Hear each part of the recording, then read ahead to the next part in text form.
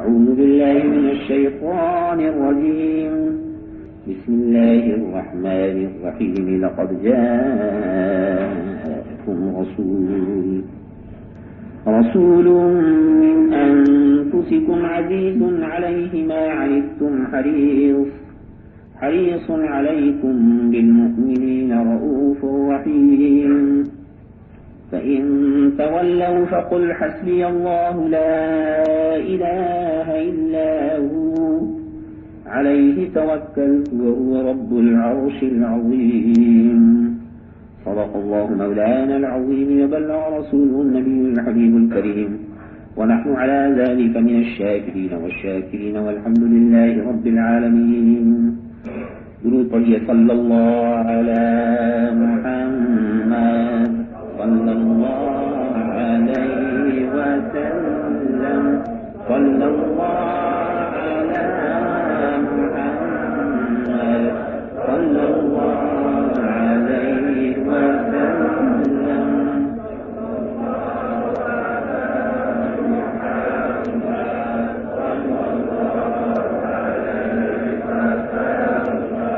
Those gentlemen who are sitting outside, I would request them to come inside the mosque and sit down here in my own presence, and to fill the hall of the mosque first.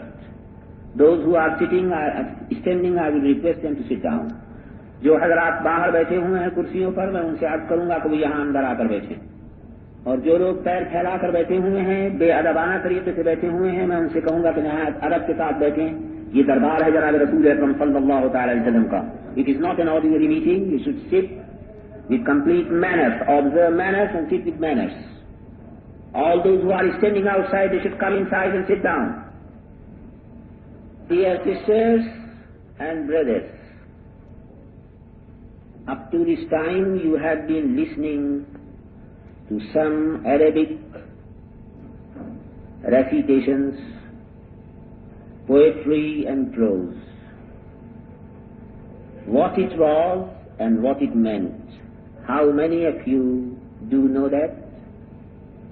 Simply, for the sake of blessings, you have been reciting something really, and you have been listening to something, with an idea that it is in the praise of the great Prophet sallallahu ta'ala alayhi wa sallam. It is very unfortunate really that we are not in a capacity to understand the Arabic language, so we could not really drive the benefit out of that recitation. Anyhow, I don't consider it a waste of time, because as far as the heart is concerned, it was attached to the great Prophet sallallahu alaihi wasallam, and the idea was that you are somehow or the other praising the Prophet sallallahu alaihi wasallam. If I also now start speaking in English language, there will be a majority of the people really, I should say, who did not receive the right education in English. They picked up English language only for the sake of their business, to earn money. Most of them, they don't know really the techniques of religion, so it will be difficult for them if I speak and go on speaking in English too. No doubt they will grasp something. If I speak in Hindustani, I know my Malay brothers and sisters who are here to celebrate the Prophet's birthday and pay their tribute to the great Prophet sallallahu alaihi wasallam, they also are desirous to understand and listen to something, so that they may know something at least about the teachings of the great Prophet sallallahu alaihi wasallam and about his noble character. So really speaking, it is a dilemma, and I find myself in great difficulty. For that very reason really, I had divided the time that this night I may be addressing only through the medium of Hindustani language so that my Hindustani knowing people may understand me.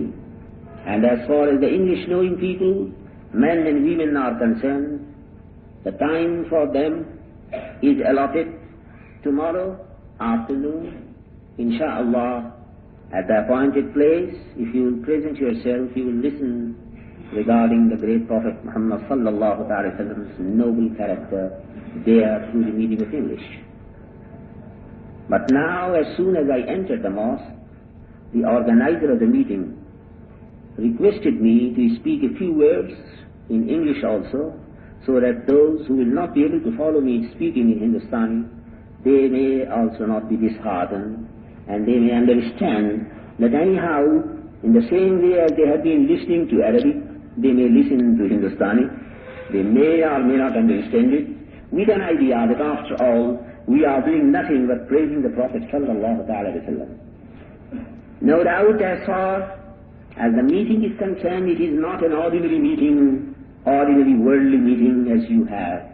It is really a very special meeting convened in order to pay our tribute to the great Prophet Muhammad sallallahu alaihi wasallam, who appeared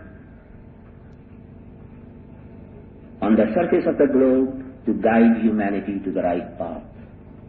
Well, anyhow, I hope you will observe manners and sit quietly and listen to what I say just now. Pyari बहनों, अजीज भाइयों, इंतहाई खुशी का मकाम है कि अल्लाह ताला जल्ल शानुहु व जल्ल जलालुहु ने हमको जिंदगी दी, तंदुरुस्ती दी, आफियत दी और ये रात नसीब फरमाई जिस रात में हमारे प्यारे महबूब सरकार मोहम्मद रसूलुल्लाह सल्लल्लाहु अलैहि वसल्लम इस दुनिया में तशरीफ लाए। दुनिया में लाखों करोड़ों बेतादाद इंसान पैदा होते हैं और मरते हैं, लेकिन बाज लोगों की पैदाइश ऐसी पैदाइश होती है कि जो अपने अंदर कोई न कोई तारीखी असर रखती है। आम इंसानों की तारीख में और जिंदगी में जब ऐसे हालात पेश आते हैं तो उनकी पैदाइश की तारीख को यादगार के तौर पर मनाया जाता है। किस लिए? ताकि उनका कैरेक्टर, उनके अमाल, उनकी वो तारीखी जिंदगी कि जिससे उन्होंने दुनिया के अंदर कोई बेहतरीन खिदमत अंजाम दी, कोई बेहतरीन काम अंजाम दिया, उसका नमूना लोगों के सामने पेश किया जाए और दूसरे भी उस नमूने को देखकर उनके कदम बकदम चलने की कोशिश करें। आम तौर से बगैर कैद मजहब और मिल्लत आप देखेंगे कि दुनिया का ये एक आम दस्तूर, इसलिए कि फितरत इंसानी का तकाजा कि अगर वो किसी दिन बीमार हुआ है और सख्त बीमारी से उसे मुकाबला करना पड़ा, तो जब साल पूरा होगा और वही दिन वही तारीख आएगी तो उसको खामखा ख्याल पैदा होता है कि उसको इस दिन में बीमार हुआ था और इस दिन मुझे ये तकलीफ पहुंची थी। इसी तरह अगर कोई राहत होती है, कोई आराम मिलता है, तो जब वो तारीख आती है, वो दिन आता है, वो वक्त आता है, साइकोलॉजिकली नफसियाती उसूल से इंसान के कल्ब के ऊपर एक असर पैदा होता है कि आज वो तारीख है जब मैंने दुकान खोली थी, आज वो तारीख है जब मुझको इतना मुनाफा हुआ था, आज वो तारीख है जब किसी को सल्तनत मिली थी, आज वो तारीख है जब फलाना मुल्क हमने फतह किया था, वगैरह वगैरह। एक नफसियाती उसूल से इंसान की फितरत का ये तकाजा। तो जरा गौर कीजिए कि जब मामूली वाक़या के पैदा होने और जाहिर होने की तारीख फितरती तौर पर हमारे नफसियात के ऊपर असर डालने वाली हुआ करती है, तो ऐसे वाक़या जो दुनिया के अंदर इनक़िलाब पैदा कर देने वाले हों, आलम की काया को पलट देने वाले हों, दुनिया की हस्ती के अंदर ऐसी जबरदस्त कैफियत पैदा कर देने वाले हो कि जिसकी कोई नजीर तारीख के अंदर न मिलती हो, कोई मिसाल तारीख में न मिलती हो, जब वो वाक़या पेश आए तो उस वक्त सोचो कि क्यों न फितरत इंसानी पर एक असर पैदा। मैं कहता हूं और यकीनन कहता हूं, فلسفیانہ زبان میں نہیں، عام انسانوں کی فطرت کے اعتبار سے عرض کرتا ہوں کہ اس میں اس کے اعتبار سے یقیناً انسان ایسی حالت کو محسوس کرتا ہے اور اپنے دل میں خیال لاتا ہے کہ آج وہ تاریخ ہے جب عالم کے اندر یہ انقلاب پیدا ہوا. میرے آقا میرے مولا محمد رسول اللہ صلی اللہ تعالی علیہ وعلی آلہ واصحابہ وبارک وسلم کی تشریف آوری اور دنیا میں ظاہر ہونا کیا کوئی معمولی واقعہ ہے؟ کوئی معمولی سی پیدائش ہے؟ جیسے اور انسان دنیا کے پیدا ہوا کرتے ہیں اسی طرح سے ان کا بھی پیدا ہونا تھا. اگر ان کی زندگی ایک عام زندگی ہوتی، اگر وہ بھی دنیا کے عام انسانوں کی طرح سے پیدا ہوئے اور دنیا میں زندگی گزارتے تو یقیناً ان کا پیدا ہونا بھی ایک معمولی انسان کے پیدا ہونے کی طرح سے تھا. کوئی خاص بات نہیں. ان کے اماں اور ابا اور ان کے دادا اور ان کے پردادا ان کے پیدا ہونے کی خوشی منا لیتے، سالگرہ کر لیتے جیسے آپ اپنی اولاد کی کر لیا کرتے ہیں. لیکن ذات محمد رسول اللہ صلی اللہ تعالی علیہ وسلم نے دنیا میں آ کر وہ زبردست کام انجام دیا ہے کہ جس کو ان پر ایمان لانے والے، ان کے ماننے والے، ان کے چاہنے والے ہی نہیں بلکہ جو ان کے دشمن ہیں وہ بھی پہچانتے ہیں اور مانتے ہیں کہ اس میں کوئی شک نہیں کہ محمد رسول اللہ صلی اللہ علیہ وسلم نے عالم کی قیامت رکھ دی ہے اور دنیا کے اندر ایک بڑا زبردست انقلاب ہے جسے پیدا فرما دیا. کیا ہے وہ انقلاب اور کس طریقے سے وہ انقلاب پیدا ہوا؟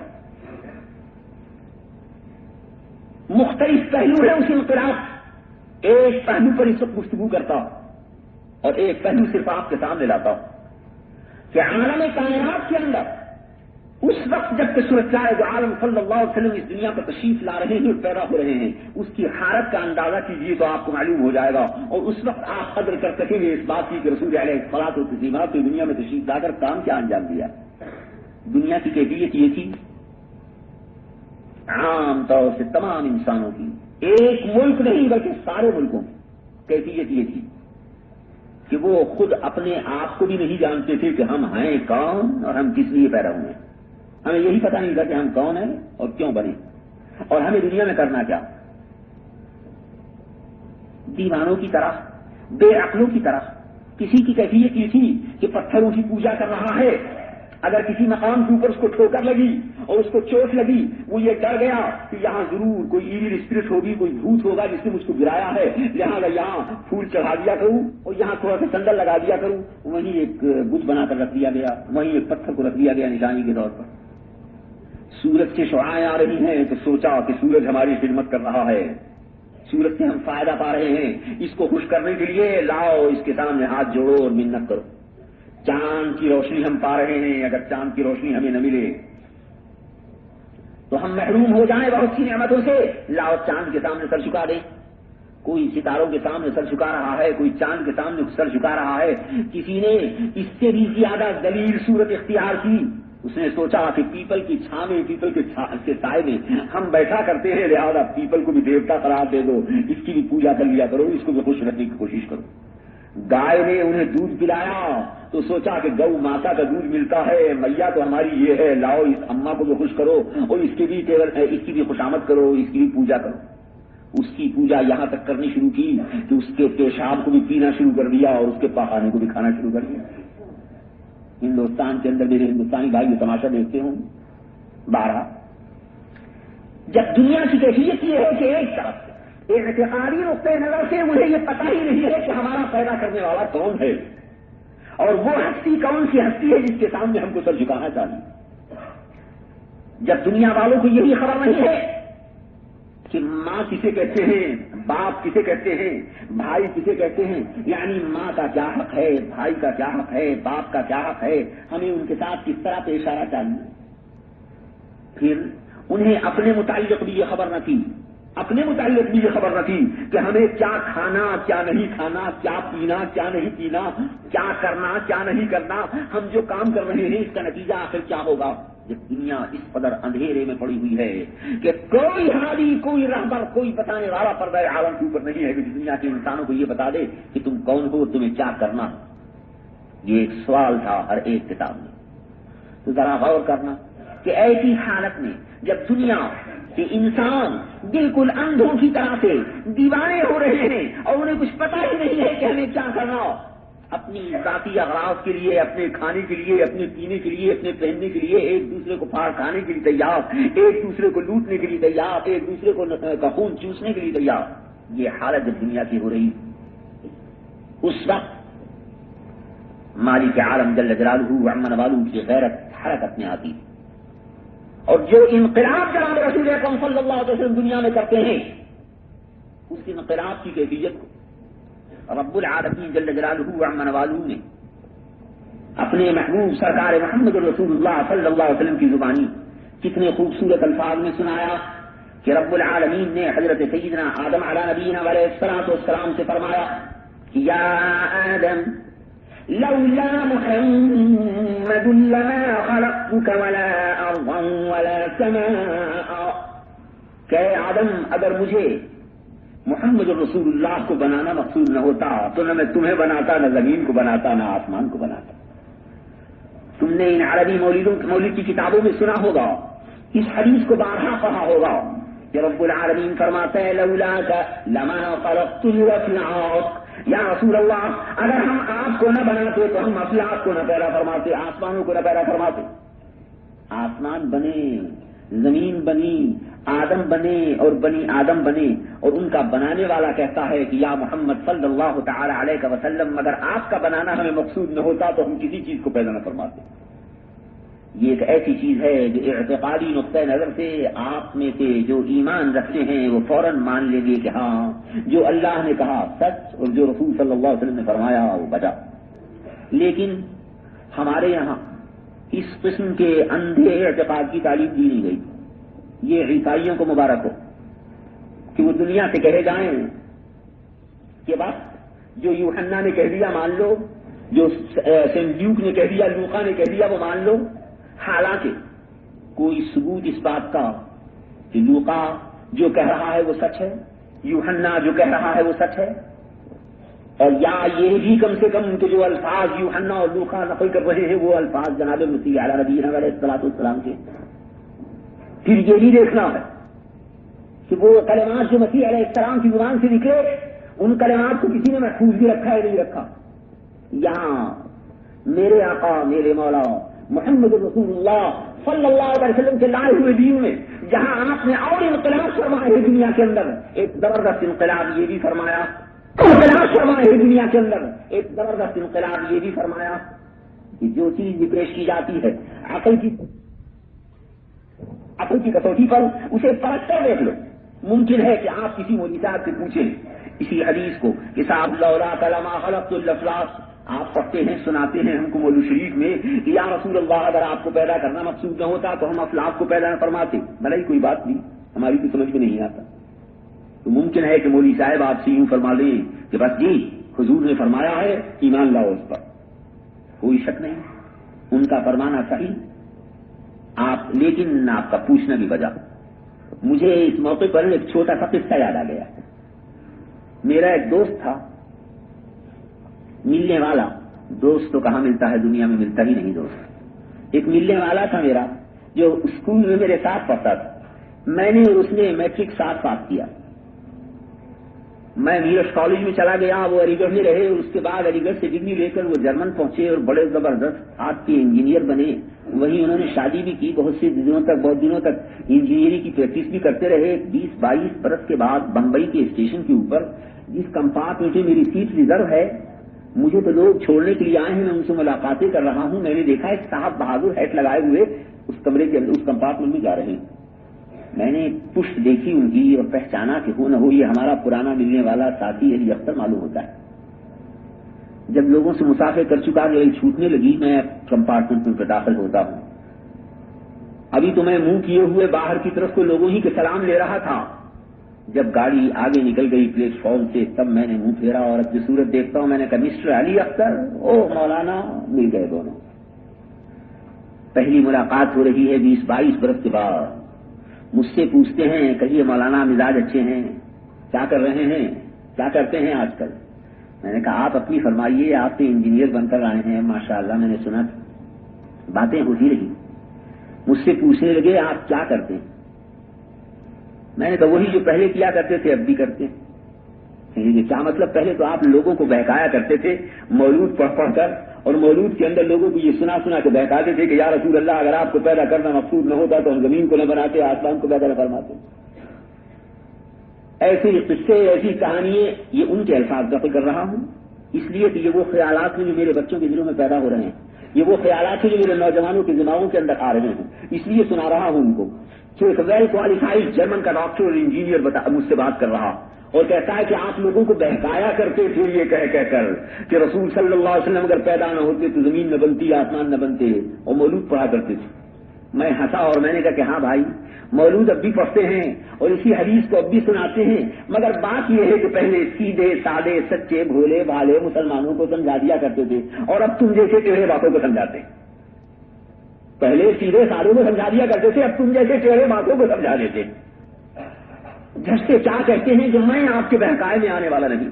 میں نے کہا دیکھا جائے گا آتے ہو یا نہیں آتے ہو، یہ تو بعد میں دیکھا جائے گا. پہلے یہ بتاؤ انجینئرنگ کی ڈگری لے کر آئے ہو، اب دعوت کب کھلاؤ گے ہمیں؟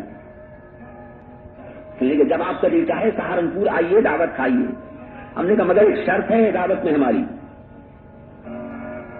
کہ جو کھانا بھی کھلانا ہو پکا پکایا کھانا ہمارے پاس بھیج دینا، ہم کھائیں گے. یہ نہیں کہ تم کچا راشن بھیج دو. آٹا، دال، چاول، مرغی، گھی، مسالہ یہ بھیج دو تو یہ میرے کام نہیں آئے گا. اس واسطے کہ مجھے پکانا نہیں آتا. عمر گزر گئی، مجھے آج تک کھچڑی پکانی بھی نہیں آئی، دال پکانی بھی نہیں آئی. میں جانتا نہیں ہوں پکانا. اس لیے اگر تم بھیجو گے میرے پاس سامان بہترین سے بہترین کھانے پکانے کا تو بالکل بیکار ہوگا کیونکہ میں پکانا نہیں جانتا. ڈاکٹر صاحب فرماتے ہیں بھلا کوئی میں بیوقوف ہوں جو کچا راشن بھیجوں گا؟ ارے بھائی پکی پکائی بریانی کھلائیں گے تمہیں، متنجم کھلائیں گے، یہ کھلائیں گے، وہ کھلائیں گے. میں نے کہا مجھے تو صرف یہ بات کہنی تھی کہ اگر کچا راشن بھیج دیا تو میرے لیے بیکار ہوگا. ڈاکٹر صاحب باوجود اس کے کہ جرمنی سے پڑھ کر رہے ہیں مگر ابھی دماغ نہیں پہنچ سکا جہاں ملا عبدالعلیم کا دماغ پہنچ گیا. میں نے کہا قصہ سنائے میاں آپ کو. ایک مرتبہ ایسٹ افریقہ کے اندر ایک علاقے میں نے اپنے کچھ آدمیوں کو بھیجا تبلیغ کرنے کے واسطے. ایسٹ افریقہ کے علاقے میں کچھ مبلغین کو ہم نے بھیجا جو وہاں جا کر مولود پڑھتے تھے، تسبیح جاتے تھے، ذکر الہی کرتے تھے اور ان ننگوں کو اپنے حلقے میں لانے کے واسطے کچھ تدبیریں کر رہے. جب مجھے اطلاع ملی کہ فلاں مقام کے اوپر کچھ لوگ مسلمان ہونے والے ہیں تو ہمارے چند شیخ دوستوں نے 50-60 کے قریب جوڑے کرتے پاجامے، کوٹ پتلون، ٹوپی، اوڑھنیاں لڑکیوں کے واسطے، عورتوں کے واسطے یہ کچھ بنوا دیے. کچھ خاص تعداد کے لوگوں کی ان کو مسلمان کرنے کے لیے جب ہم وہاں پہنچے تو میں تو زبان نہیں جانتا، مترجم میرے ساتھ تھے اور وہ کپڑے ہم نے کھول کر رکھ دیے. تو ہم مزے کی بات تم کو یہ سناتے ہیں کہ وہ ننگے جو وہاں اس علاقے کے اندر بالکل ننگ بھرنگ رہتے تھے، یوگنڈا کے علاقے میں، انہوں نے چاروں طرف سے ہم کو گھیر لیا. ٹوپیاں جو رکھی ہیں کوئی ٹوپی اٹھا کر ناف کے نیچے رکھتا، کوئی کرتے کو اٹھاتا ہے، پاجامے کو اٹھاتا ہے اور سر کے اوپر ڈالتا ہے، ازار کو اٹھاتا ہے اور سر کے اوپر ڈالتا ہے، کوئی قمیض کو اٹھاتا ہے اور کمر سے باندھتا ہے اور وہ سب چھوڑ رہے ہیں. وہ ہنستے رہے ہمارے ڈاکٹر صاحب. ہم نے کہا جب ان کو سب کو ہم نے نہلوا لیا اس کے بعد ہم نے ان سے جوڑے تقسیم کیے اور اب ہم نے ان کو بتایا کہ دیکھو پاجامہ کیسے پہنا کرتے ہیں، کرتا کیسے پہنا کرتے ہیں، قمیض کیسے پہنتے ہیں، ٹوپی کس طرح اوڑھتے ہیں. عورتوں کے سر کے اوپر ہم نے دوپٹی اور اوڑھنی کو ان کو اوڑھا کر دکھایا کہ دیکھو اس طرح سے اوڑھا کرتے ہیں، اس طرح سے سر کو ڈھکا کرتے ہیں. جب ہم نے تمام چیزیں ان کو سکھائیں تب ان کی سمجھ میں آیا. اگر ہم نہ سکھاتے تو بتاؤ کہ یہ کپڑے ان کے لیے بیکار تھے یا نہیں تھے؟ ڈاکٹر صاحب نے فرمایا کہ ہاں بے شک بالکل بیکار جب تک کوئی سکھانے والا نہ. میں نے کہا اب تمہارے سمجھ میں حدیث کے معنی آئے یا نہیں آئے؟ اگر نہیں آئے تو اب سمجھ لو کہ زمین بھی بیکار تھی، آسمان بھی بیکار تھا، سورج بھی بیکار تھا، چاند بھی بیکار تھا، کھانا بھی بیکار تھا، پہننا بھی بیکار تھا، ساری نعمتیں خدا کی بالکل بیکار تھی. اگر کوئی یہ بتانے والا نہ آئے کہ ان نعمتوں کو کس طریقے سے استعمال کرنا چاہیے. محمد رسول اللہ صلی اللہ علیہ وسلم آئے دنیا کے پردے کے اوپر تاکہ دنیا والوں کو یہ بتائیں کہ ان نعمتوں کو کس طریقے سے استعمال کرو. اس لیے بنانے والا کہتا ہے کہ اگر کوئی انجینئر ہوتا یہ سکھانے والا کہ اس مشین کو کس طرح سے چلایا جائے تو مشین کا بنانا بیکار تھا. مشین کا بنانا بیکار تھا اگر کوئی انجینئر سکھانے والا نہ ہوتا. تمام کائنات کی یونیورس کتنی وسیع ہے، یہ سب بیکار تھی اگر محمد رسول اللہ صلی اللہ تعالی علیہ وعلی آلہ وصحبہ وسلم تشریف نہ لاتے اور نہ سمجھاتے کہ اس کو کس طریقے سے استعمال میں لانا چاہیے۔ حالت کیا؟ میں نے ڈاکٹر صاحب کو اس کے بعد سمجھایا کہ دنیا والے سورج کی پوجا کر رہے ہیں، چاند کی پوجا کر رہے ہیں، درختوں کی پوجا کر رہے ہیں، پتھروں کی پوجا کر رہے ہیں، انہیں پتہ ہی نہیں ہے کہ ہم ان کی پوجا کرنے کے لیے ہیں یا ان سے خدمت لینے کے لیے ہیں۔ تمام دنیا کے علوم کے دروازے کھولے محمد رسول اللہ نے۔ آج تم انجینئرنگ پاس کر کے آ رہے ہو، تمہیں نہیں معلوم ہے کہ الجبرے کو سکھایا کس نے؟ مسلمانوں نے۔ دنیا کو بتایا کس نے؟ مسلمانوں نے۔ کیمسٹری کو نکالا کس نے؟ مسلمانوں نے۔ دنیا کے لیے علوم کے دروازے کھولے کس نے؟ مسلمانوں نے۔ دنیا کو محمد رسول اللہ صلی اللہ علیہ وسلم نے قرآن کریم کے ذریعے سکھایا اور سمجھایا کہ سورج سے کس طرح کام لو، چاند سے کس طرح کام لو، ستاروں سے کس طرح کام لو، زمین سے کس طرح کام لو، آسمان سے کس طرح کام لو، کپڑے کیا پہنو، کتنے بدن کو تمہیں ڈھکنا چاہیے، کتنے بدن کو تمہیں کھولنا چاہیے، کس حصے بدن کو تمہیں ڈھکنا چاہیے، کیا چیز تمہیں کھانی چاہیے، کیا چیز تمہیں نہیں کھانی چاہیے، ساری چیزوں کا پورا مکمل نظام اور کورس دنیا کو دیا کس نے؟ محمد رسول اللہ نے صلی اللہ تعالی علیہ وسلم۔ اور مالک ارشاد فرماتا ہے کہ الیوم اکملت لکم دینکم واتممت علیکم نعمتی ورضیت لکم الاسلام دینا، کہ آج میں نے تمہارے لیے تمہارے دین کو کامل کر دیا، پورا کر دیا، تم پر اپنی نعمتوں کو پورا فرما دیا، وَرَضِيتُ لَكُمُ الْإِسْلَامَ دِينًا، اور تمہارے لیے اسلام کے دین کو میں نے پسند کر لیا، اسلام کے دین کو تمہارے لیے میں نے پسند کر لیا۔ نعمتوں کو اللہ تعالی جل شانہ نے تمہارے اوپر پورا فرمایا، دین کا کامل اور مکمل نقشہ تم کو دکھایا، سارا عالم گمراہی کے اندر پڑا ہوا تھا، مالک کے ساتھ کرواتا ہے وَإِن كَانُوا مِن قَبْلُ لَفِي ضَلَالٍ مُبِينٍ، ورنہ اس سے پہلے تو تم کھلی ہوئی گمراہی کے اندر پڑے ہوئے تھے۔ اسی لیے اب اگر یوں کہا جائے کہ زمین بنی تو محمد رسول اللہ کے لیے بنی، آسمان بنا تو محمد رسول اللہ کے لیے بنا، سورج بنا تو محمد رسول اللہ کے لیے بنا، اس لیے کہ اگر یہ چیزیں بنتی اور ان سے کام لینا سکھانے والے نہ ہوتے تو ان کا بننا بیکار تھا۔ ان کو باکار بنایا کس نے؟ محمد رسول اللہ صلی اللہ تعالی علیہ وسلم نے۔ ہم اپنے عاشقانہ انداز میں کہتے ہیں، والہانہ انداز میں کہتے ہیں کہ زمین و زماں تمہارے لیے، زمین و زماں تمہارے لیے، مکین و مکان تمہارے لیے، زمین و زماں تمہارے لیے، مکین و مکان تمہارے لیے، چنین و چنا تمہارے لیے، بنے دو جہاں تمہارے لیے، چنین و چنا تمہارے لیے، بنے دو جہاں تمہارے لیے۔ اور یا رسول اللہ، دہن میں زبان تمہارے لیے، دہن میں زبان تمہارے لیے، اور بدن میں ہے جان تمہارے لیے، ہم آئے یہاں تمہارے لیے، اٹھے بھی وہاں تمہارے لیے۔ اب سمجھیے کہ حضور انور صلی اللہ علیہ وسلم کی تشریف آوری کس لیے ہوئی؟ اس واسطے ہوئی کہ وہ ہم کو یہ بتائیں کہ چیزوں کا استعمال کس طرح سے کرنا چاہیے، اور ان چیزوں کے استعمال کی صورت پہلے تم اپنے وجود کو دیکھو کہ ہمیں اپنی جان کا استعمال کس طرح کرنا چاہیے۔ تمہاری جان کے استعمال کے 3 پہلو ہیں۔ ایک پہلو یہ ہے کہ تمہیں اپنی جان کو کس طرح سنبھالنا چاہیے، دوسری طرف پہلا پہلو یہ کہ تمہیں اس پیدا کرنے والے مولا جل جلالہ عمن والوں سے کیا تعلق رکھنا چاہیے، دوسرا پہلو یہ ہے کہ تمہیں دوسروں کے ساتھ کیا تعلق رکھنا چاہیے۔ اب تینوں پہلو تمہارے سمجھ میں آتے ہیں۔ ایک پہلو یہ کہ تمہارا اس رب کے ساتھ کیا واسطہ اور کیا تعلق ہے، دوسرا پہلو یہ کہ تمہارا خود تمہارے ساتھ کیا تعلق اور واسطہ، تیسرا تمہارا تمہارے عزیز و اقربا اور دوسرے انسانوں کے ساتھ کیا تعلق۔ ان تینوں پہلوؤں کو سمجھو، اور ان کے لیے ٹرمینالوجی میں اسلام کی، اصطلاح میں اسلام کی 3 لفظ ہیں جن کو بتاتا ہوں۔ حقوق اللہ، کہ اللہ سے تم پر کیا حق، حقوق النفس، تمہاری جان کا تم پر کیا حق، حقوق العباد، بندوں کے تم پر کیا حق۔ یہ 3 پہلو، بندوں کے تم پر کیا حق ہے، اسی کے اندر یہ چیز بھی آ جاتی ہے کہ زمین اور آسمان اور کائنات کے ذرے ذرے کا مجھ پر کیا حق ہے، مجھے ان سے کیا کام لینا چاہیے۔ ان تینوں پہلوؤں کے لیے دو شکلیں ہوا کرتی ہیں۔ ایک شکل یہ ہو کہ قانون کو بتا دیا جائے، کتاب کو پڑھا دیا جائے کہ تمہارے اوپر تمہارے پیدا کرنے والے کے یہ حقوق ہے، سمجھا دیا جائے دلیل کے ساتھ کہ یقیناً یہ حق ہونا چاہیے اس کا تمہارے اوپر۔ تم اپنی ذات کے لیے تمہارے حقوق کو سمجھا دیا جائے، کتاب میں لکھ کر قانون تمہیں دے دیا جائے۔ دوسروں کے حقوق کیا ہیں اس کے متعلق اسی صورت سے کتاب میں ڈائریکشن دے دیے جائیں۔ لیکن فطرت کا تقاضا کیا ہے، طبیعت کا تقاضا یہ ہے کہ صرف کتاب میں پڑھ کر کوئی بات سمجھ میں نہیں آتی، تا وقت کہ پریکٹیکل موضوع کو نہ دیکھ لیا جائے، عملی نمونہ ہمارے سامنے موجود نہ ہو کہ کس طرح اس کو استعمال میں کر لانا۔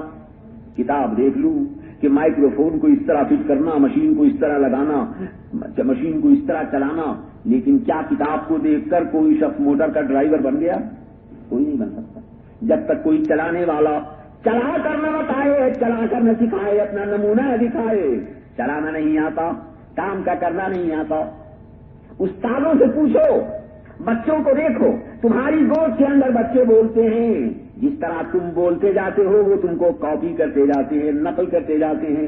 فطرت میں انسان کی نقالی کا مادہ، اس لیے انسان فطرتاً چاہتا ہے کہ میرے سامنے ایک نمونہ ہونا چاہیے کہ جو مجھ کو دکھائے۔ وہ مالک جو ہمارا اور تمہارا بنانے والا اور ساری کائنات کا بنانے والا ہے، تمام عالم کی مشین کا بنانے والا، ایک طرف اس نے قانون کو بھیجا قرآن کی صورت میں، دوسری طرف اس نے محمد الرسول اللہ صلی اللہ علیہ وسلم کو مبعوث فرمایا نمونے کی شکل میں، تاکہ وہ تمہارے سامنے نمونہ بن جائیں۔ تم سے اگر یہ کہے کہ خدا کی عبادت کرو تو خود عبادت کر کے دکھا دے کہ کس طرح خدا کی عبادت کی جاتی۔ تم سے اگر یہ کہیں کہ اپنے نفس کی خدمت کرو تو خود اپنے نفس کی خدمت کر کے دکھا دے کہ کس طرح سے اپنے نفس کی خدمت کی جاتی۔ تم سے اگر یوں کہیں کہ دنیا کی چیزوں کا اس طرح استعمال کرو تو خود کر کے دکھا دیں۔ تم سے اگر یہ کہیں کہ ماں باپ کے ساتھ اس طرح پیش آؤ تو خود کر کے دکھا دیں۔ اسی لیے مالک انعام قرآن کریم میں ارشاد فرماتا ہے کہ لقد كان لكم في رسول الله اسوة حسنة، یقیناً تمہارے لیے سرکار محمد رسول اللہ صلی اللہ علیہ وسلم کی جان مبارک کے اندر بہترین نمونہ موجود تھا، بہترین نمونہ موجود ہے، بہترین نمونہ موجود رہے گا۔ یقیناً ہر آن، ہر لحظہ، ہر وقت، ہر زمانے کے اندر محمد عربی صلی اللہ علیہ وسلم کا نمونہ تمہاری آنکھوں کے سامنے موجود، اور فرمایا جاتا ہے کہ ما آتاکم الرسول فخذوه وما نهاکم عنه فانتهوا، جو کچھ بھی رسول تمہارے پاس لے کر آئے اسے لے لو، اور جس چیز سے رسول تمہیں روک دے اس سے باز رہ جاؤ۔ یہ ہے طریقہ۔ اب ایک طرف خدا کی عبادت کے لیے دیکھو، محمد رسول اللہ صلی اللہ تعالی علیہ وسلم نے تمہیں کیا بتایا؟ پہلے تمہاری ریزننگ کو، تمہاری دلیل کو، تمہارے دماغ کو اپیل کیا جاتا ہے کہ غور کرو کہ یہ کائنات کیا بغیر کسی بنانے والے کے ظاہر ہو گیا؟ نہیں، کوئی نہ کوئی بنانے والا۔ جب بنانے والا ہے اور نعمت فرمانے والا، تو جو نعمتیں تم کو دے رہا ہے اس کے سامنے شکریہ کے واسطے سر جھکانا اور اس کی بندگی بجا لانا تمہارا انسانیت کا فرض ہونا چاہیے۔ اپنے آپ سمجھو اور غور کرو۔ آج تمہیں ایک سگریٹ کوئی دیتا ہے، ایک روٹی کا ٹکڑا تم کو دیتا، کچھ پیسے تم کو دیتا، تم فوراً کہتے ہو تھینک یو، شکریہ۔ یہ کیا ہے شکریہ؟ تم ظاہر کرتے ہو کہ اس نے تمہارے اوپر احسان کیا، جتاتے ہو اس چیز کو کہ اس نے تم پر احسان کیا۔ غور کرو اور سوچو کہ وہ علی جل جلالہ من والو جس نے تمہیں پیدا فرمایا، تمہیں بنایا، تم کو طرح طرح کی نعمتیں عطا فرمائی، دن رات تمہیں نعمتیں دے رہا ہے، اگر ایک کام کے لیے بھی اپنی نعمتوں کو تم سے روک لے تو بتاؤ کیا تم زندہ رہ سکتے ہو؟ اگر ذرا سانس بند ہو جائے تو زندہ رہ سکتے ہو؟ اگر ذرا حلق کے اندر تکلیف ہو جائے کھاؤ کیسے، زندہ کیسے رہو؟ یہ ساری نعمتیں وہ مالک تم کو دے رہا ہے، کیا اس کا اتنا حق بھی تم پر نہیں ہے کہ تم اس کو یوں کہہ دو کہ خدایا تیرا شکر ہے؟ اس شکرانہ ادا کرنے کی ترتیب کیا ہے کہ 5 وقت کی نماز تمہارے اوپر مقرر فرما دی گئی، یہ ہے اللہ کا شکریہ ادا کرنے کی ترتیب۔ آج مجھے شرم آیا کرتی ہے، آپ لوگوں کو شرم آئے یا نہ آئے یہ آپ جانیں، لیکن مجھے شرم آیا کرتی ہے جب میں کسی سے کہتا ہوں کہ میاں نماز پڑھتے ہو یا نہیں، تو نہایت بے حیائی کے ساتھ جواب دیا جاتا ہے کہ صاحب کیا کہیں، کام کاج سے فرصت نہیں ملتی، کام کاج سے فرصت نہیں ملتی۔ اور تم سے کہتا ہوں تم نماز کیوں نہیں پڑھتی، تو کہتی ہیں بچوں سے فرصت نہیں ملتی۔ آج اگر تمہارے بیپار سے تمہیں فرصت نہیں ملتی، آج اگر تم کو بچوں سے فرصت نہیں ملتی، آج اگر دنیا کی نوکری سے تمہیں خدا کی عبادت کرنے کی فرصت نہیں ملتی، تو اگر اللہ ناراض ہو کر تمہاری نوکری چھڑا دے، تمہارے بیپار کو برباد کر دے، تمہارے گھر میں آگ لگا دے، تمہارے بچوں کو اٹھا لے، ان کو موت آ جائے، تو اس کے بعد بتاؤ کہ پھر کیا کرو گے؟ پھر بھی فرصت ملے گی نماز پڑھنے؟ اے انسان ہوش میں آؤ، اپنی غفلت کو چھوڑو۔ ما غرک بربک الکریم الذی خلقک فسواک، بتا تو صحیح کہ جس کو کس چیز نے مغرور بنا دیا ہے اس رب کے مقابلے میں جو تجھے دے رہا ہے، جس کی نعمتوں کی بارش تیرے اوپر ہو رہی ہے، اور تجھ سے اتنا بھی نہیں ہوتا کہ تم اس کے سامنے سر جھکا لے۔ ریزننگ کو اپیل کیا جاتا ہے، تمہاری فطرت کو اپیل کیا جاتا ہے، تم سے کہا جاتا کہ ما غرک بربک الکریم۔ آج شکایت کرتے ہوئے آتے ہیں کہ مولانا صاحب تعویذ دے دیجیے، نوکری نہیں ملتی، روزی میں برکت نہیں ہوتی، مولانا صاحب تعویذ دے دیجیے، اولاد نہیں ہوتی، بڑی تمنا اولاد کی، بڑی تمنا بیٹے کی، بڑی تمنا بیٹیوں کی۔ سبحان اللہ۔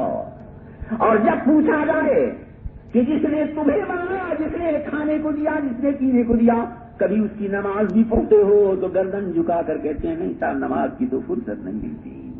انا للہ و انا الیہ راجعون۔ میرے آقا میرے والا محمد رسول اللہ صلی اللہ تعالی علیہ وآلہ وسلم جہاں ایک طرف تم کو یوں کہہ رہے ہیں کہ اللہ کی عبادت کرو، 5 وقت کی نماز تمہارے اوپر فرض کی جا رہی ہے اور اللہ کا حکم سنایا جا رہا ہے، وہاں پیارے محبوب کی یہ کیفیت ہے کہ ساری رات اللہ کی عبادت کے اندر کھڑے ہوئے ہیں، پائے مبارک سوج جاتے ہیں، آنکھوں سے آنسو جاری ہیں، اللہ کے سامنے رو رہے ہیں، اللہ کے سامنے گر گرا رہے ہیں۔ صحابہ عرض کرتے ہیں کہ یا رسول اللہ آپ کے پاس تو گناہ ہیں ہی نہیں، اور اگر آپ کے درجے کے، آپ کے سطح میں تو دوسروں کے گناہ معاف کیے جاتے ہیں، اگر کوئی بات ہوگی تو مالک ارشاد فرماتا ہے کہ ہم نے تو آپ کے اگلے اور پچھلے سب گناہ، سب چیزیں معاف فرما دی، آپ اتنی عبادت کیوں کرتے؟ تو کیا پیارا جواب دیتے ہیں جناب رسول اکرم صلی اللہ علیہ وسلم، کیا فلا اکون عبدا شکورا، کیا میں اپنے کا شکر گزار بندہ نہ بنوں؟ یہ عبادت کا نمونہ دکھاتے ہیں کہ تم کو تمہارے رب کے سامنے کس طرح پیش آنا چاہیے، کہ تم اپنے آپ کو اس مولا کے ہاتھ میں دے دو، اپنی زندگی کو اس خدا کے لیے سمجھو، تمہاری زندگی ان کاموں کے لیے نہیں ہے جن کو تم کر رہے ہو، تمہاری زندگی اللہ کے لیے ہے، اللہ کے سامنے سر جھکاؤ، اسلام کے احکام کو قبول کرو، اور جس طریقے سے وہ رب تمہیں چلائے اس پر چلو۔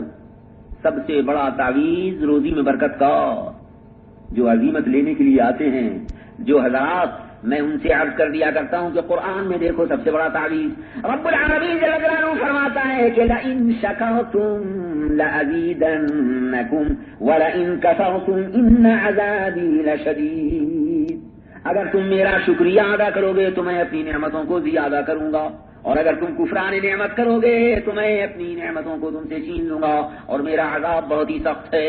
اب سمجھ میں آ گیا تمہارے مطلب؟ روزی میں برکت کی کیا صورت؟ اللہ کا شکریہ ادا کرو، جس قدر بھی کہ تم اللہ کا شکریہ ادا کرتے جاؤ گے اسی قدر اللہ کی نعمتیں تمہارے اوپر زیادہ ہوتی چلی جائیں گی۔ تو میرے محبوب صلی اللہ علیہ وسلم کی کیفیت یہ کہ تمہیں اور ہمیں تو حکم دیا جاتا ہے کہ رمضان میں روزے رکھو، اور خود میرے پیارے محبوب کی یہ کیفیت ہے کہ روزے پر روزے رکھتے چلے جا رہے ہیں، افطار ہی نہیں فرماتے۔ ہم اور تم افطار کے مکلف کیے گئے کہ شام ہو جائے، غروب آفتاب ہو جائے تو افطار کر لو، اور محبوب دو جہاں صلی اللہ علیہ وسلم افطار بھی نہیں فرماتے۔ تم سے ہم سے یہ کہا جا رہا ہے کہ مال جو اللہ نے دیا ہے اس کی زکوٰۃ نکالو، 40واں حصہ اس سیونگ پر جو تمہارے پاس بچا ہوا روپیہ ہے، بچا ہوا چاندی اور سونا، سال گزرنے پر اس پر زکوٰۃ نکال دو 40واں حصہ۔ تم سے تو یہ کہا جا رہا ہے، اور خود حضور انور صلی اللہ علیہ وسلم کی کیفیت کیا ہے کہ ایک مرتبہ مال غنیمت میں کچھ مال لایا، سب کو تقسیم کیا، اپنے حصے میں جو آیا وہ بھی گھر میں موجود تھا، عشاء کی نماز پڑھانے کے واسطے کھڑے ہوتے ہیں، ادھر مقبر نے اقامت کہی، ادھر محبوب دو جہاں صلی اللہ علیہ وسلم مصلی کو چھوڑ کر گھر میں تشریف لے جاتے ہیں، تھوڑی دیر کے بعد واپس تشریف لاتے، نماز پڑھاتے۔ صحابہ نے بعد نماز سے پوچھا کہ یا رسول اللہ، یہ آج کیا ماجرا تھا کہ اقامت کے بعد جب قامت الصلاۃ کہا جائے تو سب کھڑے ہو جاتے ہیں، ہم نے صفیں باندھی اور آپ مصلی کو چھوڑ کر اندر تشریف لے گئی، کیا ماجرا؟ ارشاد فرماتے ہیں میرے پیارے محبوب کہ آج جو مال غنیمت میں ہمارے حصے میں مال آیا تھا، ہم نے وہ اللہ کے راستے میں خیرات کر دیا تھا، لیکن تھوڑے سے درہم باقی رہ گئے تھے۔ جب ہم نماز پڑھنے کے لیے کھڑے ہونے لگے تو دل میں خیال آیا کہ ابھی وہ درہم رکھے ہوئے ہیں، ہم نماز پڑھیں گے، دیر ہو جائے گی، جو مستحق ہیں وہ سو جائیں گے، ہمارے اوپر ایک رات ایسی گزرے گی جس میں ہمارے قبضے میں کچھ مال ہو۔ ہم دنیا میں مال جمع کرنے کے لیے پیدا نہیں ہوئے، ہم تو مال اللہ کی راہ میں لٹانے کے واسطے پیدا ہوئے ہیں۔ ذرا غور کیا، تمہیں زکات نکالنے کا حکم دے رہے ہیں، وہاں خود یہ کیفیت، تم سے یہ کہا جا رہا ہے کہ حج کرنے کے لیے اپنے گھر بار کو چھوڑ کر ایک کفنی کے وہ پہن کر اللہ کی بارگاہ میں لبیک کہتے ہوئے کم سے کم ایک بار تو عمر میں حاضر ہو جاؤ، اللہ کی تکلیفوں کو برداشت کرنے کے لیے تیار ہو جاؤ۔ اللہ کے عشق و محبت کا دعویٰ کیا ہے تو اللہ کے ساتھ کا تمہارے اوپر یہ حق ہے کہ ایک دن تو کم سے کم یہ دکھا دو، مولا کی بارگاہ میں اس نمونے کو پیش کر دو کہ کیسا مال، کیسی دولت، کیسی بیوی، کیسے بچے، کیسے دوست، کیسے احباب، کیسا بے باپ، سب چیزوں کو ڈھکا رکھاؤ۔ یہ سوچو کہ ایک دن مرنا ہے، کفن اس طریقے سے ہوگا، وہی 3 کپڑے کفن کے ہوں گے، وہی 2 چادریں ہیں، ایک سر پر ایک کاندھوں پر ڈال رہا ہوں، ایک سے سطر کو ڈھک رہا ہوں، باقی سب کپڑوں کو چھوڑا، ننگے سر ننگے پیر مولا کی بارگاہ میں لبیک کا نعرہ بلند کرتا ہوا چلا جاؤں، دکھا دوں کہ مولا تیرے لیے میری جان، تیرے لیے میرا موت۔ تم سے یہ کہا جا رہا ہے کہ حج کی مشقتوں کو برداشت کرنے کے لیے ایک بار تو عمر میں تیار ہو جانا۔ خود میرے آقا میرے مولا محمد رسول اللہ صلی اللہ علیہ وسلم جو نمونہ دکھاتے ہیں وہ یہ کہ پیٹ پر شکم مبارک پر پتھر بنے ہوئے ہیں، روزے پر روزہ رکھ رہے ہیں، جس وقت اس عالم سے پردہ فرماتے ہیں تو ایک چادر سے زائد دوسری چادر نہ تھی، وہ چادر بھی ایسی تھی کہ حضرت عائشہ فرماتی ہے رضی اللہ تعالی عنہا کہ اگر سر کو ڈھکا جاتا تھا تو پیر کھل جاتے تھے اور پیر ڈھکے جاتے تھے تو سر کھل جاتا تھا۔ یہ متا کہ محمد رسول اللہ صلی اللہ علیہ وسلم کی دولت کرے عالی ہے۔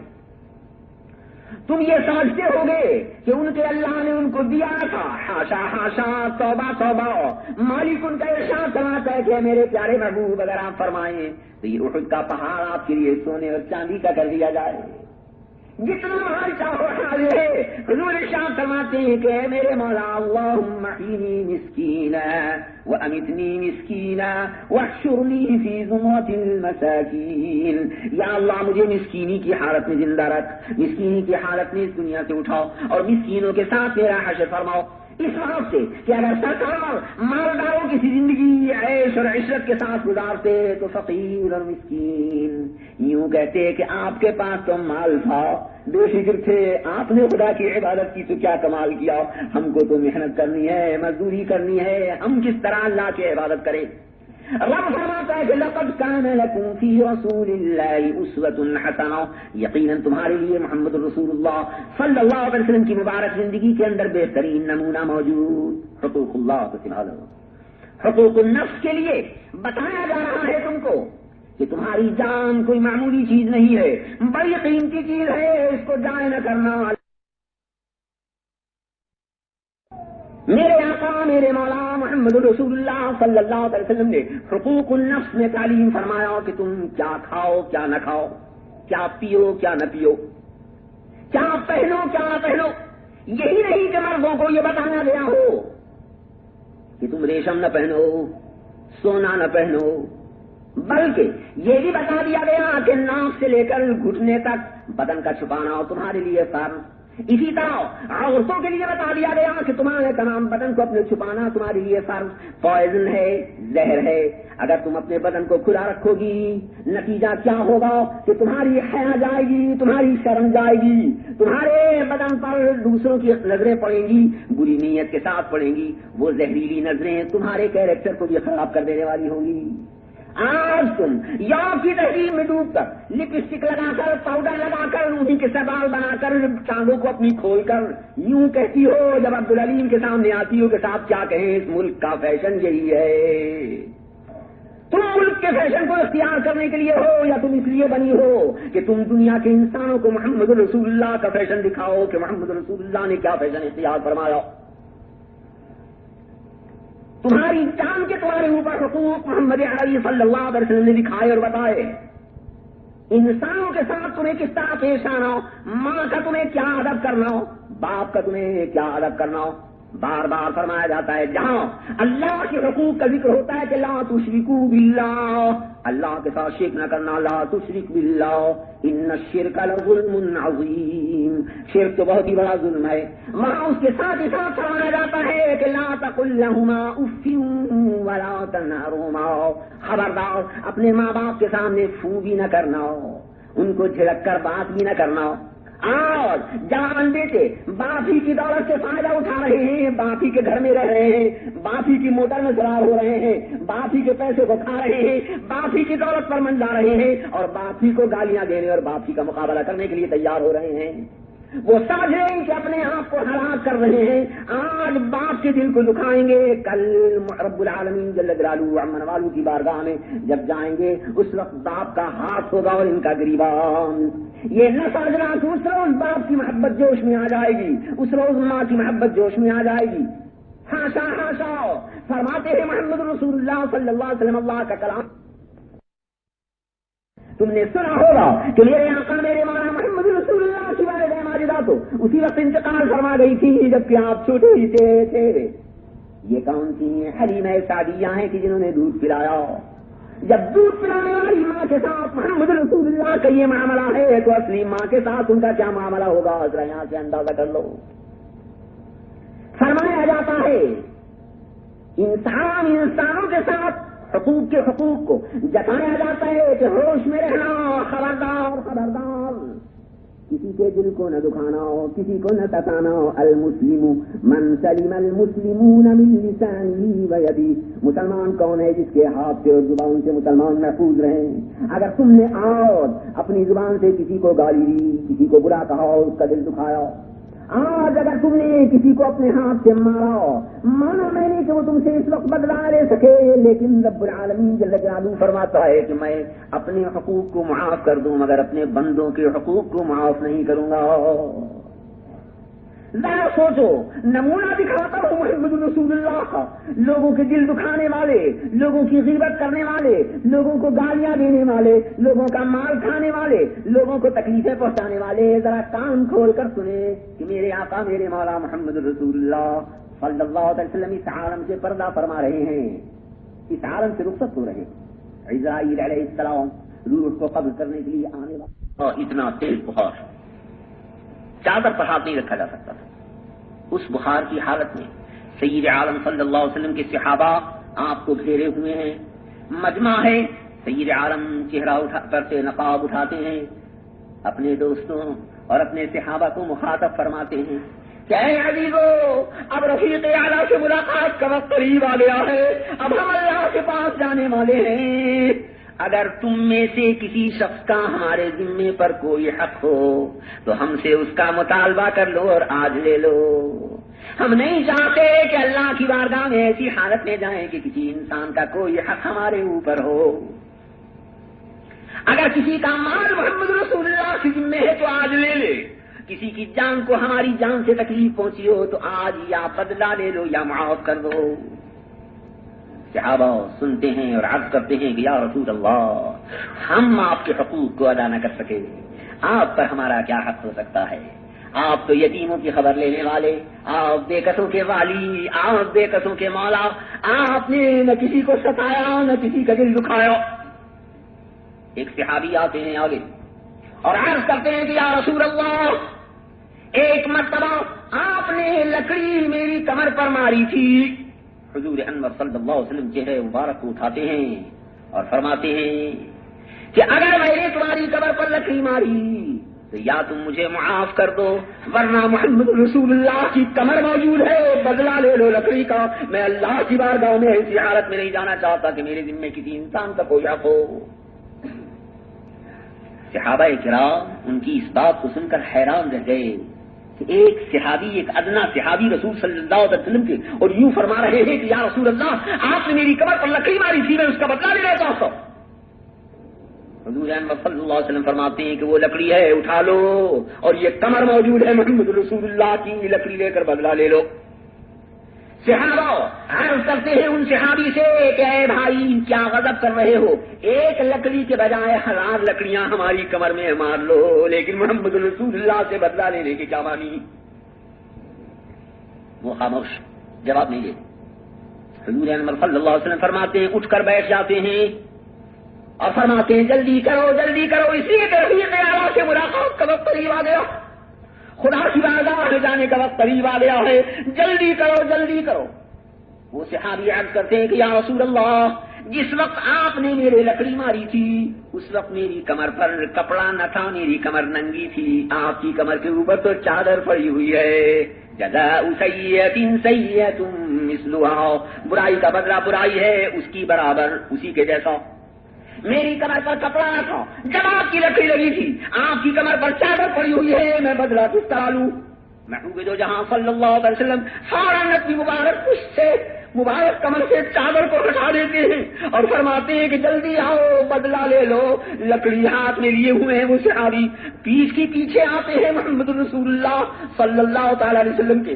صحابہ لرز رہے ہیں کہ عرش الہی بھی اگر لرز جائے تو بجا ہے کہ آج محمد رسول اللہ کا ایک صحابی بدلہ لینے کے لیے لکڑی کو ہاتھ میں لیے ہوئے اس کے پیچھے کھڑا ہوا ہے، زمین نہ رہ جائے. صحابہ گھبرا رہے ہیں، لیکن ذرا شان دیکھو نمونے کی محمد رسول اللہ صلی اللہ علیہ وسلم کے کہ کمر مبارک کو کھولے ہوئے فرماتے ہیں کہ جلدی کرو بدلہ لے لو اس لکڑی کا جو محمد رسول اللہ کے ہاتھ سے تمہاری کمر میں لگی تھی. پیچھے آتے ہیں، لکڑی ہاتھ میں ہے، کمر مبارک کھلی ہوئی ہے، لکڑی کو ہاتھ سے رکھتے ہیں اور دونوں شانوں کے بیچ میں جو مہر نبوت کا نشان تھا اس کو بوسا دیتے ہیں، آنکھوں سے لگاتے ہیں اور عرض کرتے ہیں کہ روحی فدا گیا رسول اللہ، اے اللہ کے رسول میری جان آپ پر قربان ہو جائے. کیسا لکڑی کا بدلہ، میں تو آخری دیدار مہر نبوت کا کرنا چاہتا تھا کہ پھر کہاں سے دیکھیں گی اس مہر نبوت کو. دنیا کے سامنے اس کیریکٹر کو پیش کر دیا ہے. آج بھائیوں کے دلوں کو دکھانے والے، آج ماں باپ کے اوپر ظلم کرنے والے، آج دوست اور احباب کے مال کو کھانے والے اور ان کو ستانے والے، ایک دوسرے کے ساتھ لڑائی لڑنے والے اور اس کو گالیاں دینے والے، اس کی غیبت کرنے والے، کان کھولیں. میلاد محمد رسول اللہ صلی اللہ علیہ وسلم کے معنی کیا ہے کہ لقد کان لکم فی رسول اللہ اسوۃ حسنہ، یقیناً تمہارے لیے جناب محمد رسول اللہ کی ذات اقدس و اطہر کے اندر بہترین نمونہ.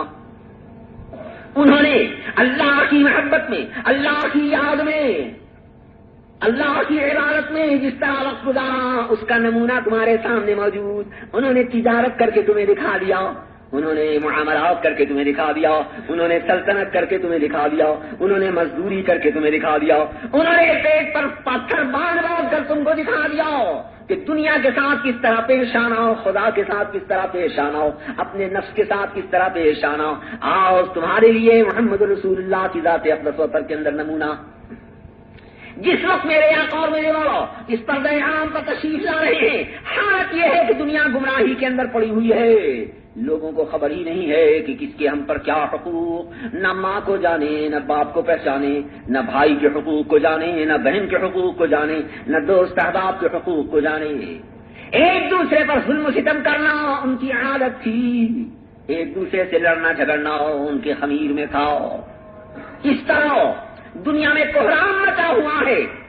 جب اس طریقے سے عالم میں کوہرام مچا ہوا ہے کہ کوئی خطہ بھی زمین کا ایسا باقی نہیں جہاں خدا وحدہ لا شریک کا نام لینے والے اور خدا کی پوجا کرنے والے پائے جاتے ہوں. اس وقت غیرت الہی حرکت میں آتی ہے اور آقا دو عالم محمد رسول اللہ صلی اللہ تعالی علیہ وعلی آلہ وصحبہ بارک وسلم جو ارشاد فرماتے ہیں کہ مجھ کو میرے مالک نے سب سے پہلے پیدا فرمایا. ارشاد فرماتے ہیں کہ انا من نور اللہ، والخلق كلهم من نوری، میں اللہ کے نور سے بنا ہوں اور ساری کائنات میرے نور سے بنی. وہ نور محمد رسول اللہ صلی اللہ علیہ وسلم جو سب سے پہلے پیدا ہوا، جس کے لیے حضور ارشاد فرماتے ہیں کہ اول ما خلق اللہ نوری، سب سے پہلے اللہ نے جس چیز کو پیدا فرمایا وہ میرا نور تھا. وہ نور جس کے لیے حضور ارشاد فرماتے ہیں کہ احبطنی اللہ الی الارض فی صلب آدم، اللہ تعالیٰ نے مجھ کو زمین پر اتارا آدم علیہ نبینا علیہ الصلوۃ والسلام کی پشت میں. وحملنی فی السفینۃ مع نوح، اور سوار کیا مجھ کو کشتی میں حضرت نوح علیہ نبینا علیہ الصلوۃ والسلام کی پشت میں. یعنی جس وقت نوح علیہ السلام ہدایت خلق کے لیے آتے ہیں، لوگ ان کا کہنا نہیں مانتے، حضرت نوح بددعا فرماتے ہیں، دنیا ہلاک ہو رہی ہے، اس وقت نور مقدس محمد رسول اللہ حضرت نوح علیہ السلام کی پیشانی میں کی پشت مبارک موجود. وہ نور مقدس حضرت نوح سے درجہ بدرجہ منتقل ہوتا ہوا صلب ابراہیم میں آتا ہے. جب حضرت ابراہیم علیہ السلام آگ میں ڈالے جا رہے ہیں تو نور محمد رسول اللہ صلی اللہ علیہ وسلم پشت میں حضرت ابراہیم علیہ السلام کی موجود ہے. اور اگر یوں کہا جائے کہ صدقہ تھا نور محمد رسول اللہ کا کہ توبہ آدم کی قبول ہوتی ہے، صدقہ تھا نور محمد رسول اللہ کا کہ نوح کی کشتی پار ہوتی ہے، صدقہ تھا نور محمدی کا کہ ابراہیم علیہ السلام پر آگ گلزار بنتی ہے. وہ نور مقدس جو عدلوں میں اس طرح سے اپنے جلوے دکھاتا رہا، جس کسی نے بھی اس پیارے نور کا ادب کیا، ان کی تعظیم کی، ان کے لیے برکتوں کے دروازوں کو کھول دیا گیا. مالک عالم جل جلالہ عمن والہ نے ان کی پیدائش اور ان کی تشریف آوری کا ذکر آسمانوں کے اوپر کیا. آج آپ نے محفل میلاد محمدی، عید میلاد مصطفی منانے کے لیے اس مقام کے اوپر آپ نے اجتماع کیا ہے. ہر مسجد کے اندر محفل میلاد منعقد ہو رہی ہے، ہر مسجد کے اندر ذکر محمدی صلی اللہ علیہ وسلم بیان کیا جا رہا ہے.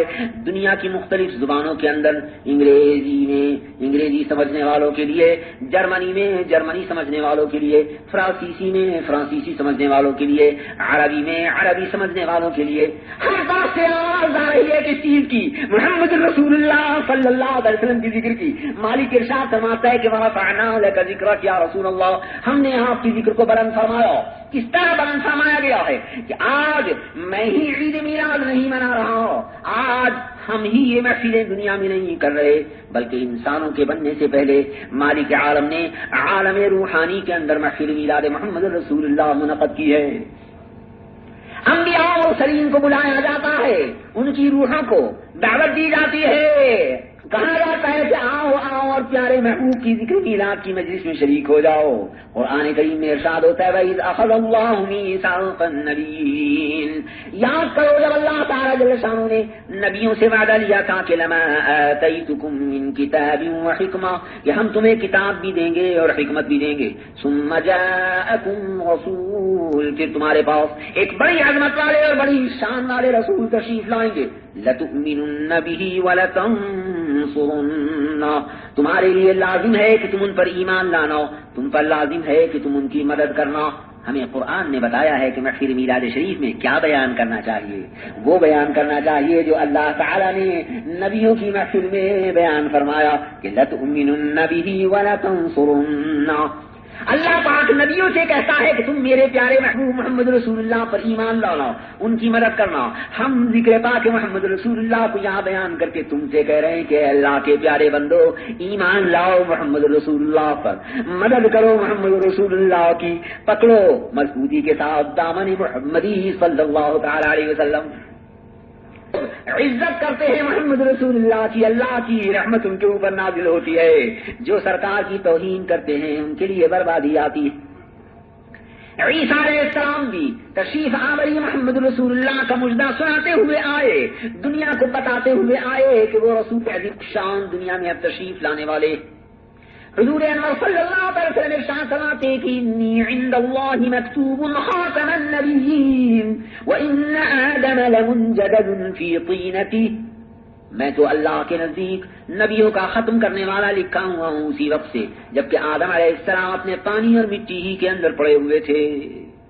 ہم اسی وقت نبی بن چکے تھے. فرماتے ہیں کہ انا دعاء ابراہیم، میں دعا ہوں ابراہیم علیہ السلام کی، و بشارت عیسیٰ، اور بشارت ہوں عیسیٰ علیہ السلام کی، و رؤیا امی التي رأته حين وضعتنی، اور میں تعبیر ہوں ان خوابوں کی جو میری والدہ ماجدہ نے میری پیدائش سے پہلے دیکھے، اور نبیوں کی مائیں اسی صورت سے دیکھا کرتی ہیں۔ کیا خواب تھے کہ ہر مہینے میں کوئی نہ کوئی آنے والا آتا ہے، اور خواب کے اندر حضرت آمنہ خاتون آپ کی والدہ ماجدہ کو بشارت دیتا ہے کہ اے آمنہ مبارک ہو تم کو کہ تمہارے پیٹ سے پیدا ہونے والے ہیں دونوں جہان کے تاجدار، جب وہ پیدا ہو تو ان کا نام نامی رکھنا محمد الرسول اللہ۔ کہنے والے عاشق اسی واقعے کو بیان فرماتے ہیں کہ ملائک آمنہ خاتون کو مژدہ سناتے ہیں، ابو القاسم محمد مصطفیٰ تشریف لاتے ہیں، ابو القاسم محمد مصطفیٰ تشریف لاتے ہیں۔ فرشتے منتظر ہیں آمنہ خاتون کے گھر میں کہ اب حضرت جمال حق نما اپنا دکھاتے ہیں، کہ اب حضرت جمال حق نما اپنا دکھاتے ہیں، اور حرم سے تاب ملک شام روشن ہے زمین اکثر، کہ دار الملک جن کا شام ہے وہ شاہ آتے ہیں۔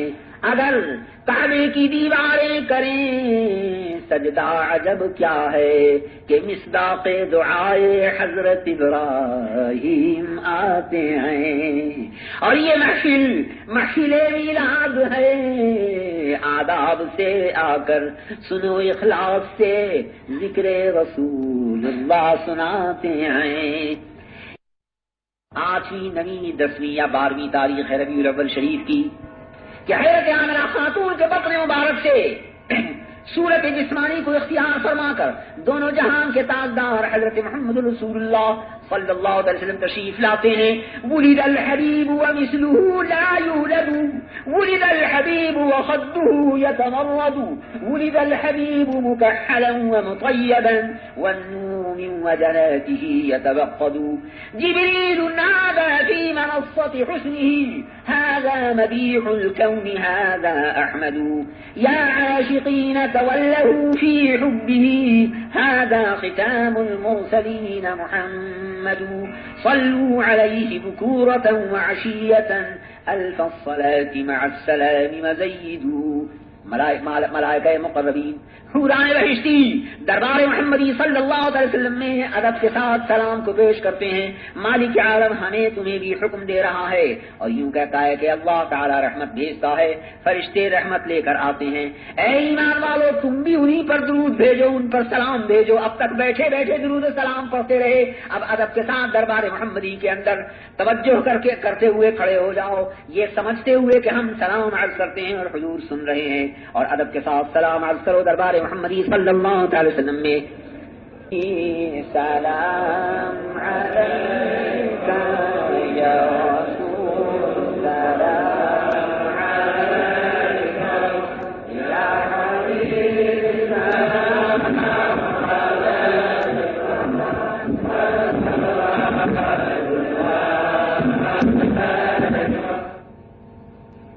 البدر علينا فاخففت منه البدور، مثل حسنك ما رأينا قط يا وجه السرور، يا نبي سلام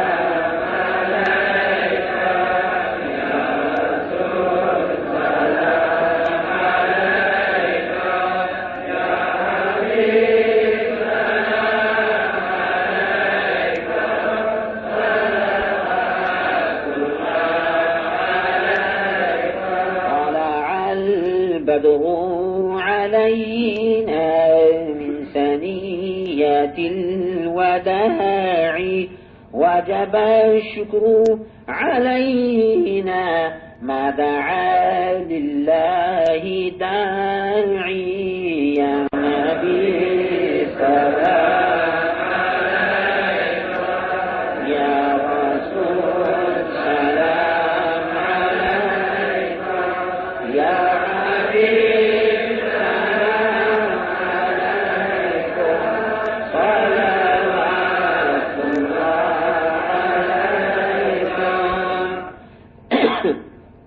عبدك المسكين يرجو فضلك الجم الغفيرا فيك قد أحسنت ظني يا بشير يا نذير يا نبي السلام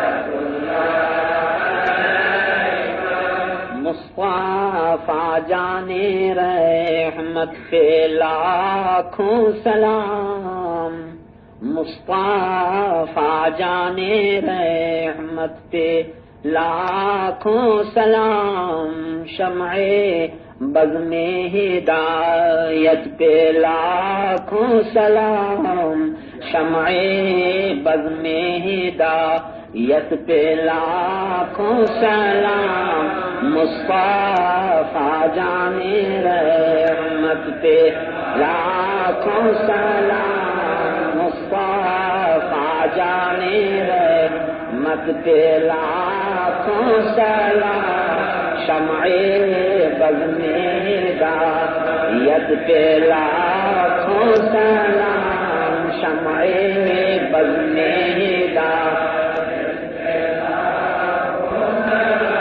شہریار ارم تاجدار حرم شہریار ارم تاجدار حرم نوبہار شفاعت پہ لاکھوں سلام نوبہار شفاعت پہ لاکھوں سلام مصطفیٰ جانے رحمت پہ لاکھوں سلام مصطفیٰ ایک میرا ہی رحمت میں حصہ نہیں ایک میرا ہی رحمت میں حصہ نہیں میرے مولا کی امت پہ لاکھوں سلام میرے مولا کی امت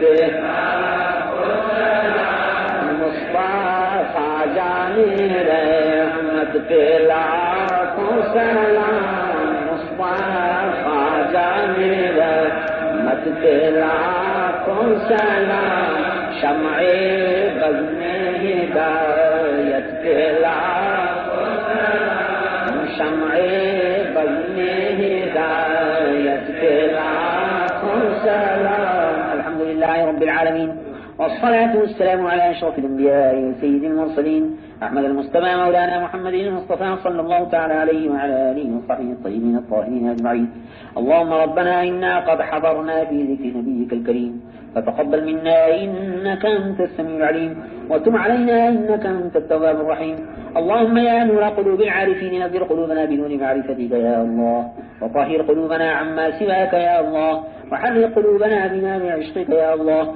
وارزقنا ازدياد محبتك يا الله اللهم اجعلنا من المحبين المحبوبين المقربين العاشقين لوجهك الكريم يا الله يا رب العالمين اللهم إنا نسألك من خشيتك ما تحول به بيننا وبين معاصيك وبطاعتك ما تبلغنا به جنتك اللهم ببركة هذه الليلة المباركة يا الله اقضي حاجاتنا يا مولانا يا قاضي الحاجات وفي مهماتنا يا كافي المهمات واشف مرضانا ومرضى المسلمين يا شافي الأمراض اللهم ربنا ارحم علينا يا الله واغفر لنا ذنوبنا يا الله وكفر عنا سيئاتنا يا الله اللهم اقض حاجاتنا وحاجات كل من أوصانا بالدعاء يا الله يا رب العالمين اللهم ربنا تقبل منا وعافنا واعف عنا بسر أسرار الفاتحة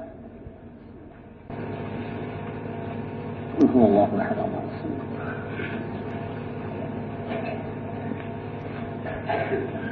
إن الله وملائكته يصلون على النبي يا أيها الذين آمنوا صلوا عليه وسلموا تسليما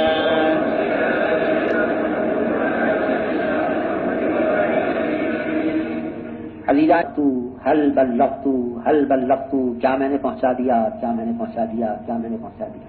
میں بھی آج تم سے پوچھتا ہوں کہ بولو، میں نے اللہ کے احکام کو پہنچا دیا؟ میں نے اللہ کے احکام کو پہنچا دیا؟ میں نے اللہ کے حلال اور حرام کو بتا دیا؟ میں نے اللہ کے فضل سے جو کچھ اللہ کے دین کی خدمت میں کر سکتا تھا وہ میں نے کی؟ میں نے اپنے حق کو، جو تمہارا حق میرے ذمے تھا، میں نے الحمدللہ اس کو ادا کر دیا۔ اب تم جانو کہ تمہارے ذمے کیا حق۔ میں اب اس سے زائد نہیں ٹھہر سکتا ہوں، کام میرے پاس بہت زائد ہیں۔ انشاءاللہ تعالی جمعرات کے دن 4 دسمبر کو صبح 6 بجے ایروڈرام پر میں پہنچ جاؤں گا انشاءاللہ تعالی۔ 7 بجے پلین ہے، اس سے کمبرلی جاتا ہوں اور کمبرلی سے انشاءاللہ تعالی ڈربن پہنچتا ہوں۔ ڈربن سے انشاءاللہ تعالی وہاں کے کام کو پورا کر کے پھر مجھے موریشس، آسٹریلیا اور دوسرے علاقوں کے کام کو دیکھنے کے لیے جانا ہے۔ وقت میرے پاس بہت تھوڑا ہے، اس لیے میں آپ حضرات سے رخصت ہوتا ہوں اور سنت محمدی صلی اللہ علیہ وسلم کے اصول کے مطابق جیسا ابھی آپ کو سنا چکا ہوں پھر عرض کرتا ہوں کہ میں نے اللہ کے احکام کو پہنچا دیا۔ اگر تم میں سے کسی کا کوئی حق میرے ذمے ہو، میری زبان سے یا میرے ہاتھ سے کسی کو اگر کوئی تکلیف پہنچی ہو اور تمہارا کوئی حق میرے ذمے رہ گیا ہو تو خدا کے لیے اس کو معاف کر دو یا مجھ سے بدلہ لے لو، میں تیار ہوں۔ لیکن اللہ کی بارگاہ میں ایسی صورت سے جانے کے لیے تیار نہیں کہ جس میں کسی خدا کے بندے کا میرے ذمے کوئی حق۔ اگر میں نے تمہارا کوئی حق لیا ہو، میں نے کسی کی غیبت کی ہو، میں نے کسی کو برا کہا ہو، کسی کا دل میری وجہ سے دکھا ہو تو مجھ کو معاف کرنا۔ الحمدللہ کہ میں نے اپنی جان کے لیے کسی کو ستایا نہیں۔ ہاں البتہ احکام الہی سنانے میں، خدا کے حکم کے بتانے میں اگر میں نے شدت کو اختیار کیا ہے تو وہ اللہ اور اللہ کے رسول کے حکم کے مطابق اختیار کیا ہے۔ اس نے اگر کسی کا دل دکھا تو اس کی مجھے کوئی پرواہ نہیں، میں اللہ کی رضا چاہتا ہوں، اللہ کے بندوں کی رضا سے مجھے کوئی بحث نہیں۔ ما علینا الا البلاغ۔